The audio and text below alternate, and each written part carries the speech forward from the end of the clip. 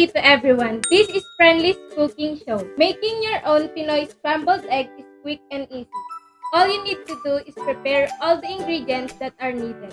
The three main ingredients in this recipe are egg, tomatoes, and onions.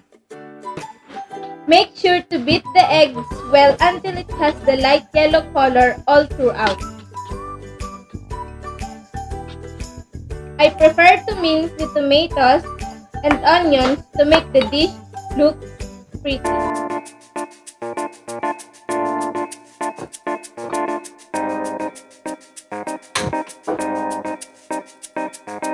The first step is to put the oil in the fry pan. Next, let's put the onions.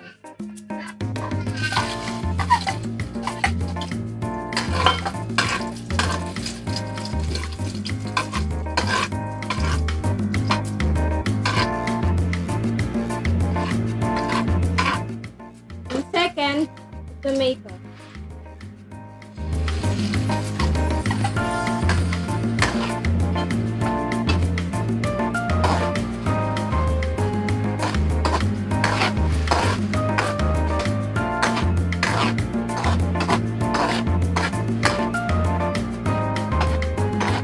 When the tomatoes are ready, let's put the egg.